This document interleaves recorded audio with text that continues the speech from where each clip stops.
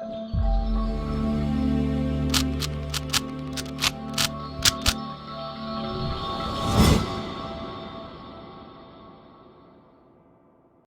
Guys, I hope you like my videos. If you like my videos please like share and subscribe our channel. आज हम लोग class 12 maths chapter 12 linear programming की exercise 12.2 के question number 6 to question number 7 आपके साथ discuss करने जा रहे हैं डियर।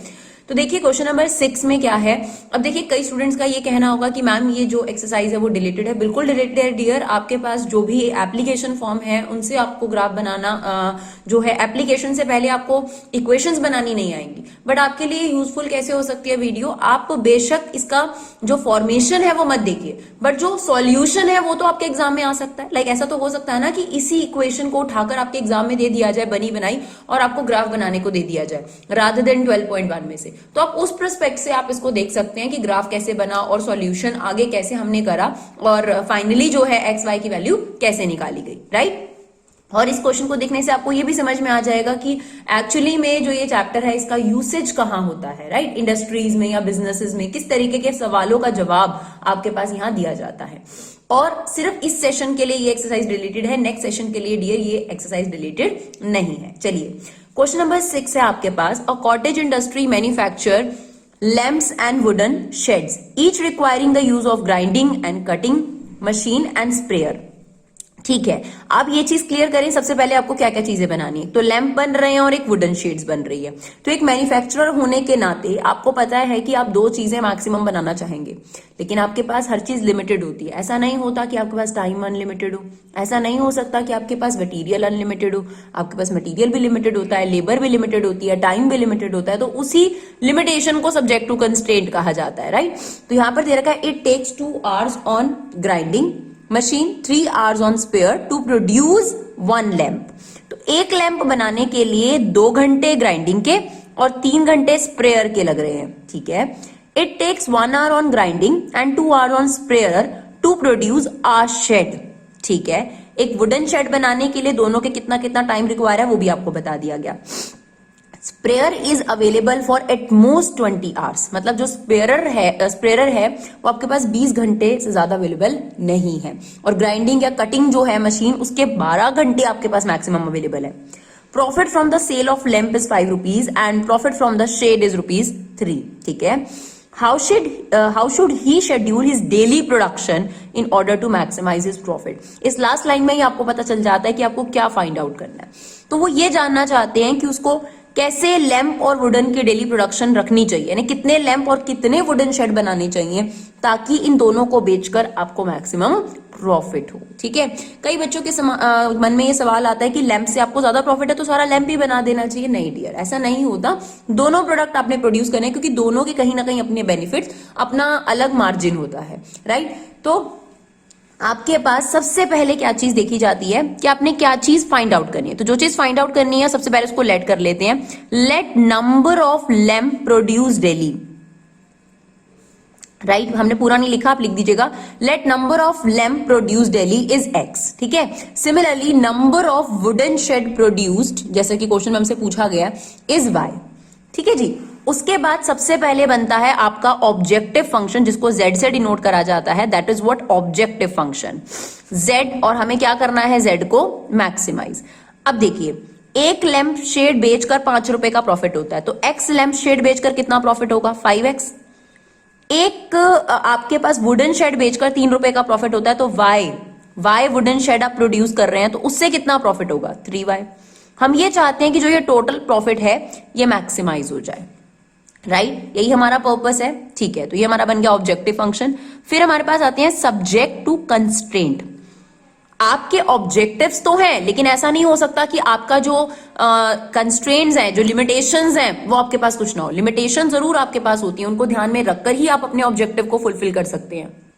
तो क्या सब्जेक्ट टू कंस्ट्रेंट थे आपके पास? ग्राइंडिंग जो आर्स हैं वो लिमिटेड है, स्प्रेयर जो आर्स हैं वो लिमिटेड है। तो कैसे हम इसको जो है इंफॉर्मेशन को लिखते हैं वो हमें समझना बहुत ज्यादा जरूरी है डियर। तो सबसे पहले आप टेबल भी बना सकते हैं, टेबल बना के ज्यादा आसान हो जाता है इंफॉर्मेशन को प्रेजेंट करना। देखिए डियर, सबसे पहले आप जो इन्फॉर्मेशन है उसे किस तरीके से टेबल फॉर्म में प्रेजेंट कर सकते हैं ताकि आपके लिए आसान हो जाए। सबसे पहले आप लिखिए कि आपको प्रोड्यूस क्या करना है। जरूरी नहीं है आप हॉरिजॉन्टल लिखिए, आप वर्टिकल भी लिख सकते हैं। तो यहाँ पर हमने लिख दिया लैंप और यहाँ पर हमने लिख दिया शेड्स, ठीक है। फिर उसके बाद दो मेन चीजें जो लैंप और शेड्स दोनों को चाहिए वुडन शेड को, वो है ग्राइंडिंग आवर्स और स्पिरेयर आवर्स, तो वो हमने लिख दिया। बेशक आप लैंप और शेड यहां लिख देते, ग्राइंडिंग और स्प्रेयर यहां लिख देते। अब इंफॉर्मेशन के अकॉर्डिंग अगर आप देखेंगे, it takes 2 hour on grinding machine, ठीक है, 2 hours on grinding machine and 3 hour on sprayer machine to produce 1 lamp. तो एक लैंप बनाने के लिए 2 घंटे ग्राइंडिंग के, 3 घंटे स्प्रेयर के चाहिए, ठीक है। सेम शेड्स के लिए आपको बता रखा है, वुडन शेड के लिए it takes 1 hour for grinding and 2 hour for sprayer, right, to produce 1 shade. और हमें ये भी बता रखा है कि जो स्प्रेयर है वो मैक्सिममली, एटमोस्ट का मतलब क्या होता है, मैक्सिममली स्प्रेयर आपके पास कितना टाइम अवेलेबल है, 20 घंटे। तो ये क्वेश्चन को ध्यान से पढ़िए, जरूरी नहीं है ग्राइंडिंग पहले दिया हो, देखिए स्प्रेयर पहले दे दिया गया, राइट। उसके बाद आपके पास जो ग्राइंडिंग है या कटिंग है उसके लिए मैक्सिमम कितने घंटे अवेलेबल है आपके पास, 12 घंटे का अवेलेबल है। अगर एटलीस्ट दिया हो तो मिनिमम होता है, तो this is the maximum hours available. इसके अलावा उसने ये भी बताया आपको कि अगर लैंप को बेचा जाता है तो 5 रुपए का प्रॉफिट होता है और शेड्स को बेचा जाता है तो 3 रुपए का प्रॉफिट होता है। और हमें क्या निकालना था, नंबर ऑफ लैंप्स और नंबर ऑफ शेड्स। इस तरीके से इंफॉर्मेशन को जब आप लिख लेंगे आपके लिए और आसान हो जाएगा। तो देखिए सबसे पहले आपको पता है कि आपको प्रॉफिट मैक्सिमाइज करना है, हमने ऑब्जेक्टिव फंक्शन बना लिया। एक लैंप से 5 रुपए का प्रॉफिट, तो एक्स लैंप से कितना 5x, एक शेड से 3 रुपए का प्रॉफिट, तो y शेड से कितना 3y। तो ये आपका ऑब्जेक्टिव फंक्शन बन गया। अब लिमिटेशंस, कंस्ट्रेंट्स, जिसमें सबसे पहला कंस्ट्रेंट है ग्राइंडिंग आवर्स। ये आपके पास मैक्सिमम 12 घंटे अवेलेबल है। एक लैंप शेड बनाने के लिए 2 घंटे चाहिए होते हैं ग्राइंडिंग के, तो एक्स लैंप बनाने के लिए कितने घंटे चाहिए होंगे, 2x। एक शेड बनाने के लिए 1 घंटा चाहिए होता है ग्राइंडिंग का, तो y शेड बनाने के लिए कितने चाहिए होंगे y। और एक्स लैंप शेड बनाने में जो टोटल ग्राइंडिंग आवर्स लग रहे हैं और y वुडन शेड्स बनाने में जो ग्राइंडिंग आवर्स लग रहे हैं टोटल, ये कम होगा 12 घंटे से, क्योंकि आपके पास 12 घंटे से ज्यादा अवेलेबल नहीं है। सिमिलरली एक लैंप बनाने के लिए 3 स्प्रेयर के आवर्स लगते हैं, तो एक्स लैंप बनाने में कितने घंटे लग जाएंगे स्प्रेयर के, 3 आवर्स, 3x आवर्स। सिमिलरली एक वुडन शेड बनाने के लिए 2 घंटे लगते हैं स्प्रेयर के, 2 घंटे लगते हैं इस चीज के, इस मशीन के फॉर एग्जाम्पल। तो y शेड बनाने के लिए कितने घंटे लग जाएंगे, मल्टीप्लाई कर देंगे। जो टोटल आवर्स हैं आपके पास स्प्रेयर के वो कम है 20 घंटे से, तो जब कम है तो उसकी साइड आप नोक लगा दीजिए कि कम है। ऐसे ही समझते हैं ना हम लोग, बड़ा होता है वो मुंह खोल देते हैं उसकी साइड, और जो छोटा होता है उसकी साइड नोक लगा देते हैं। तो ये जो चीज होनी चाहिए कम होनी चाहिए 20 घंटे से, है ना। 20 घंटे मैक्सिमम है तो ये बड़े हैं और 12 घंटे भी बड़ा है।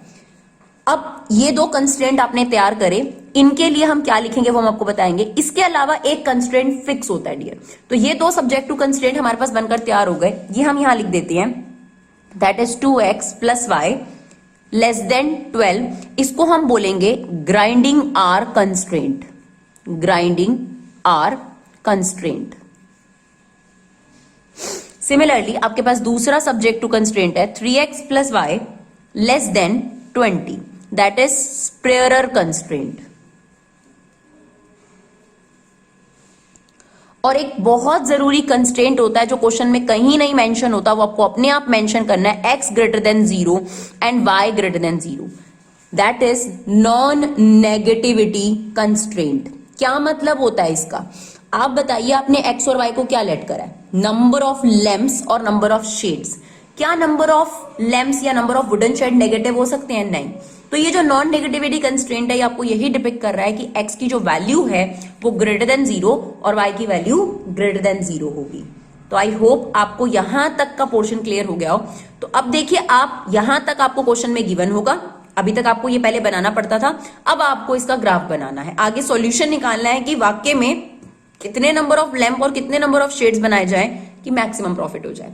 तो आप खुद सोचिए, एक मैन्युफैक्चरर होने के नाते इस तरीके के सवाल एक मैन्युफैक्चरर के सामने आते हैं, और लीनियर प्रोग्रामिंग ग्राफिकल मेथड मदद करता है आपके पास इस सॉल्यूशन का आंसर ढूंढने में। तो हम भी ढूंढ रहे हैं, देखते हैं क्या आंसर निकल कर आता है।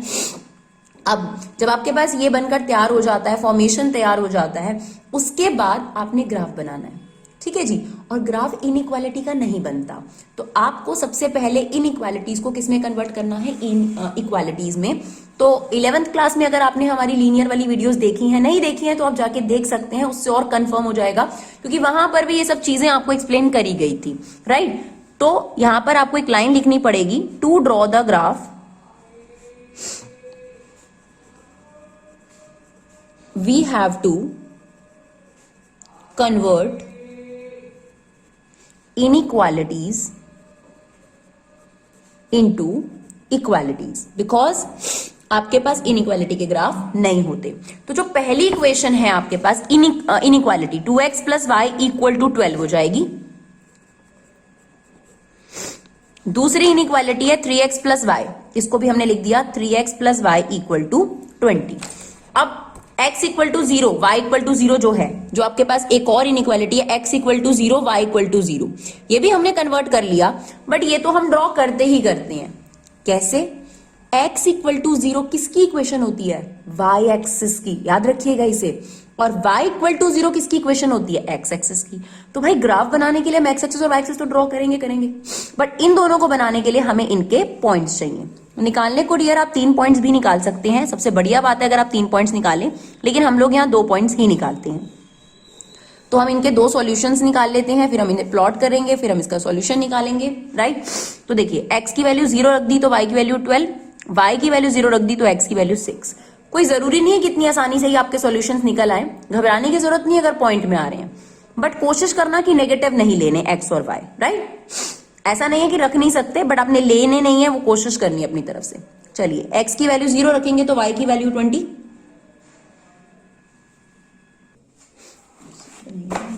5x प्लस 8y को 200 और 10x प्लस 8y को 240, ठीक है। चलिए अब इनके सॉल्यूशंस निकाल लेते हैं। निकालने को आप 3 भी सॉल्यूशंस निकाल सकते हैं, बट हम लोग यहाँ 2 सॉल्यूशंस निकालते हैं, और वो सही तरीके से निकलने जरूरी है, इसको वेरीफाई जरूर कर लें। कभी कभी हमसे भी गलती हो जाती है, तो आप तो स्टूडेंट है तो हो ही जाती है डियर गलती। तो x की वैल्यू अगर हम 0 रखते हैं तो y की वैल्यू 25 आ रही है, और अगर y की वैल्यू 0 रखते हैं तो x की वैल्यू 40 आ रही है। सिमिलरली यहां से भी 2 सॉल्यूशंस निकाल लेते हैं हम लोग। x की वैल्यू 0 रखते हैं तो y की वैल्यू 30, और y की वैल्यू 0 रखते हैं तो x की वैल्यू 24। अब हमें क्या करना है डियर, ये जो पॉइंट्स हैं इनको प्लॉट करना है, और इसके लिए हम ग्राफ बनाएंगे। और ये देख लेना पहले बहुत जरूरी है कि x पे मैक्सिमम नंबर क्या है और y पर मैक्सिमम नंबर क्या है। तो यहाँ पर बेस्ट यही रहेगा कि हम 10-20 का गैप ले लें, वही बेटर रहेगा। तो हमने यहाँ पर 10-20 का गैप ले लिया, दैट इज 10, 20, 30, 40। मैक्सिमम तो हमें इतना ही चाहिए, खैर बहुत है हमारे पास, लेकिन स्टिल एक एक्स्ट्रा ले लेना चाहिए। 10, 20, 30, 40, 50, 60। चलिए प्लॉट कर देते हैं। 0,25, तो 0,25 आपके पास यहां प्लॉट हो गया, 0,25। देन 40,0 आपके पास यहां प्लॉट हो गया, 40,0। अब इस लाइन को ज्वाइन कर लेते हैं। प्लीज आप स्केल पेंसिल से ही करेंगे, हम लोग आपको सिर्फ समझाना चाहते हैं, इसलिए हम लोगों ने इस तरीके से करा है। 5x plus 8y equal to 200, ये हमारी पहली लाइन बन गई। ए बी लाइन इसको नाम दे देते हैं ताकि हमें याद रहे। चलिए उसके बाद 10x plus 8y equal to 240। अच्छा एक चीज मैं आप लोगों को जरूर बताना चाहूंगी कि अगर आपके पास स्ट्रिक्ट इनइक्वालिटी है, what is strict inequality means, कभी कभी ऐसे दिया होता है लेस देन और मोर देन, ठीक है ना, जैसे लेस देन और मोर देन, तब ऐसे केस में आपके पास जो ग्राफ का आपने लाइन बनाना है वो डॉटेड बनाना है, ठीक है। अब जैसे इसमें तो दिया था मैक्सिमम 12 आवर्स, तो इसका मतलब ये है कि 12 घंटे भी हो सकते हैं और 12 से कम भी हो सकते हैं, तो यहाँ पर इक्वल भी आ गया और ये भी आ गया। लेकिन अगर आपको दिया होता कि लेस देन 12 आवर्स अवेलेबल, तो आप यही लिखते हैं ना 2x plus Y less than 12। तो ऐसे केस में जब आप लाइन बनाएंगे तो डॉटेड लाइन बनाएंगे। ये कहीं पर एनसीईआरटी के जो 11th क्लास है वहां पर भी आपके पास ये कंसेप्ट मेंशन था। तो ये डिफरेंशिएशन करना बहुत जरूरी है। एक प्रॉपर इनइक्वालिटी है जो यहाँ पर, और एक स्ट्रिक्ट इनइक्वालिटी है। तो जब सिर्फ लेस देन और ग्रेटर देन दिया होता है तो उसको स्ट्रिक्ट इनइक्वालिटी कहा जाता है, और इक्वल टू अगर आ जाता है तो ये आपके पास थोड़ा सा स्ट्रिक्ट इनइक्वालिटी से अलग है, राइट। चलिए उसके बाद आपके पास दूसरी लाइन प्लॉट करनी है 0,30। तो 0,30 हमारे पास यहां आ गया 0,30, एंड देन हमारे पास है 24,0। तो यहां पर हम रफली अपने आप से 24,0 प्लॉट कर रहे हैं। आप लोग प्रॉपर स्केल से करेंगे तो आपको दिक्कत कम आएगी। ये देखिए ये हमारी बन गई डियर CD लाइन, ठीक है। तो ये हमारे पास सीधी लाइन बन गई। क्लियर है। चलिए अब हमारा ग्राफ बनाने का काम तो हो गया, अब हमें ढूंढना है इनका शेडेड एरिया। तो सबसे पहले ए बी लाइन ले लेते हैं, उसके लिए हमें इसकी इनइक्वालिटी पिक करनी पड़ेगी। तो इनइक्वालिटी क्या है, 5x plus 8y less than 200। अब हमें एक ऐसा पॉइंट पिक करना है जो इस लाइन पर नहीं होना चाहिए। तो देखिए ये वाली जो लाइन है आपके पास ए बी लाइन 0,0 इस पर नहीं है। कोई भी पॉइंट ले लीजिए, 10,10 भी ले सकते हैं आप, कोई दिक्कत नहीं है, इससे ऊपर का भी ले सकते हैं। इजी 0,0 पड़ता है, तो 0,0 ए बी लाइन पर नहीं है, मैंने इसे पुट कर दिया। अब आप बताइए ट्रू स्टेटमेंट है, yes it's a true statement. इसका मतलब क्या हुआ, ट्रू एरिया में शेड होगा, तो ए बी के बिलो का एरिया ट्रू हो गया, तो ए बी का बिलो एरिया ट्रू हो गया। अब इतनी बात कंफर्म है कि ए बी का जो ऊपर का एरिया है वो आपका फॉल्स एरिया है, यानी ये वाला जो एरिया है ये बिल्कुल नहीं आने वाला और ये वाला भी नहीं। ठीक है, तो ए बी के ऊपर का एरिया आपका कैंसिल हो गया, तो इसका मतलब ए बी के नीचे या तो ये एरिया आ रहा है आपके पास, ये आपको ट्राइंगल नजर आ रहा है, राइट, या फिर ये क्वाड्रिलेटरल नजर आ रहा है। ठीक है, या तो ये एरिया शेड होगा या ये। अब वो डिपेंड करेगा दूसरी लाइन पर, तो दूसरी लाइन पे पिक कर लेते हैं 10x plus 8y less than 240। सीधी लाइन है हमारे पास। अब कोई ऐसा पॉइंट पिक करो जो लाइन पर ना हो, 0,0, 0 प्लस 0। अब ये भी ट्रू स्टेटमेंट है। इसका मतलब क्या हुआ कि CD भी कह रहा है कि बिलो शेड करो, तो CD भी कह रहा है बिलो शेड करो। तो अब आप ये देखिए, जब AB ने बिलो कहा था तो ये वाला और ये वाला एरिया आपके पास ऑप्शन था। ठीक है, ये एरिया पहले ही कट चुका था। अब इन दोनों में से कंफर्म हो गया जब CD का बिलो एरिया आ गया, क्योंकि ये वाला एरिया आपका कैंसिल हो गया। तो आपका जो कॉमन एरिया आ गया दिस वन। तो आपके कॉर्नर पॉइंट्स ए, ये ओ ए हो गया, सॉरी ओ ए, ये जो इंटरसेक्शन पॉइंट है ये बी, और ये आपके पास हो गया सी, राइट। चलिए अब हमने क्या करना है, अब हमने टेबल बनाना है और कॉर्नर पॉइंट्स लिखने हैं। तो कॉर्नर पॉइंट्स लिख लेते हैं, कॉर्नर पॉइंट्स, और यहां पर हमारा आ जाएगा z, जो कि क्या था, मैक्सिमम करना था हमें, that is 5x plus 6y। Corner point 0, पहला वाला तो एक फॉर्मेलिटी के लिए ले लिया जाता है, दिस इज क्लियर है, 24,0। बट बी पॉइंट हमें नहीं पता। अगर आप ग्राफ पर होंगी तो शायद आपको आसानी से पता चल जाए, बट अभी हमें नहीं पता। तो हम इसे कैसे निकालते हैं, this is the intersection point of these two lines. तो अगर हमें कभी भी दो लाइन्स के बीच का इंटरसेक्शन पॉइंट चाहिए हो तो हम क्या कर सकते हैं, उनमें एलिमिनेशन मेथड लगा दो या सब्स्टिट्यूशन मेथड लगा दो और हमें वो इंटरसेक्शन पॉइंट पता चल जाता है। तो देखिए ये इक्वेशन तो बहुत इजी है, क्योंकि यहाँ पर ऑलरेडी ये कोफिशिएंट सेम है, तो सिर्फ साइन चेंज करने की जरूरत है। ये देखिए कट गया, ये आपके पास आ गया -x -40, तो x की वैल्यू आ गई 8। अब इनमें से किसी भी इक्वेशन में, इन दोनों में से किसी भी इक्वेशन में x की वैल्यू 8 रख दीजिए, तो आपके पास y की वैल्यू आ जाएगी, राइट। तो ये y की वैल्यू आपके पास इसमें रख दीजिए, इसमें रख दीजिए, y की वैल्यू हमारे पास आ रही है 20। ठीक है जी, तो हमारे पास ये पॉइंट क्लियर हो गया 8,20। नाउ सी पॉइंट ये रहा, हमें ऑलरेडी पता है, दैट इज 0,25। अब ये जो पॉइंट्स हैं इन्हें इस वाले फंक्शन में पुट कर दीजिए। तो पहला आंसर आ रहा है आपके पास 0, दूसरा आंसर आ रहा है आपके पास 120, यहाँ पर 8 रखेंगे, यहाँ पर 20 रखेंगे, तो ये आ रहा है हमारे पास 160, यहाँ पर 0 रखेंगे, यहाँ 25 रखेंगे, तो ये आ रहा है आपके पास 150। हमें क्या करना था, मैक्सिमम। तो इसमें से मैक्सिमम आंसर कौन सा है, ये। मिनिमम करना होगा तो छोटा वाला ले लेंगे। तो यहां पर इसका मतलब ये हुआ कि टाइप ए को x यूनिट प्रोड्यूस करना चाहिए, टाइप बी को 20 यूनिट प्रोड्यूस करना चाहिए, ताकि मैक्सिमम प्रॉफिट जो है वो 160 यूनिट का आपके पास हो। तो आई होप डियर आपको ये दोनों क्वेश्चन क्लियर रहे हों, और अगर आपको हमारा वीडियो यूजफुल लगे, हेल्पफुल लगे, तो प्लीज आप लोग अपनी तरफ से एक सपोर्ट करिए, आप इसे ज्यादा से ज्यादा शेयर करिए। Thank you so much guys for 11 support, keep supporting Vibha classes.